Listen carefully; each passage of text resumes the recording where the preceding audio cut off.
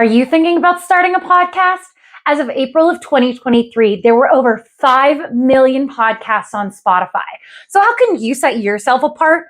Find out on this week's Marketing Monday Moment.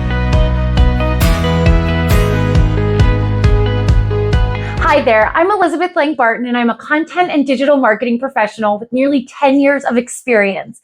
And welcome back to the Monday Marketing Moment.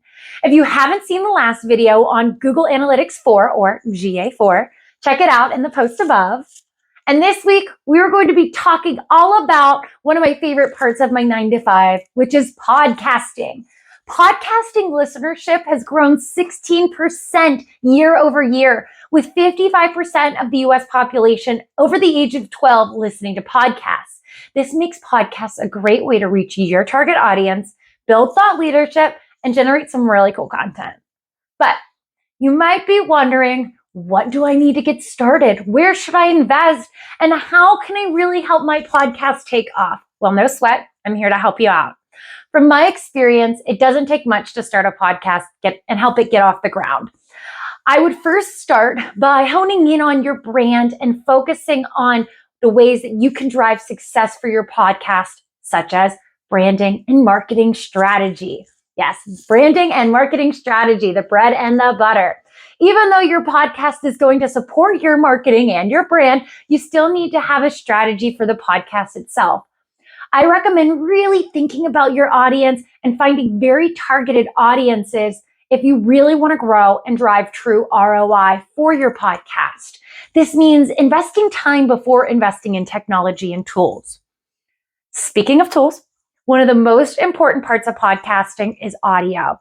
I recommend investing in 2 types of mics. The first one plugs into your computer and records audio directly to your device. The second is a little wireless option. You can record on the go. Now, a word of caution is to always check your wireless mics. I was recently filming a video with my wireless mic here that plugs into my phone and it disconnected.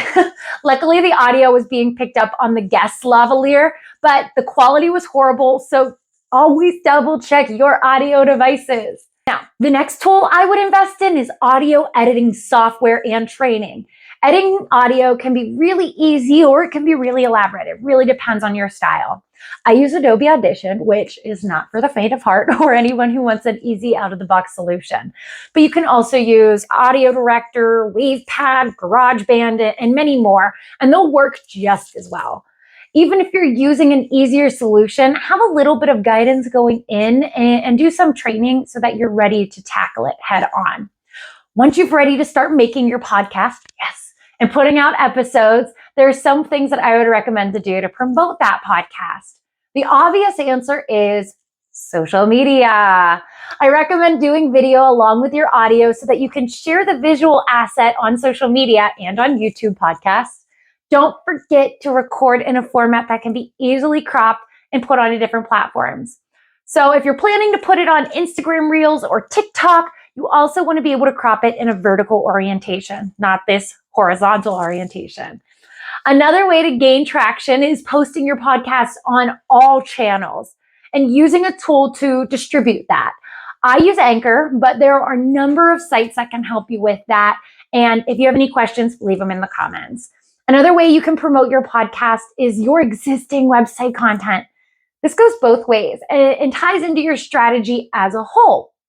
Your podcast is the perfect source for blog materials, short format videos, and more, but you can also use those pieces of content to promote your podcast. If you're looking to grow your podcast and have an existing audience, you can also use your emails to outreach to existing contents and your marketing audience to promote the podcast. While the podcast might be a top of the funnel strategy, it can also be used to nurture and educate your existing customers and prospects. So don't forget to leverage it to its fullest potential.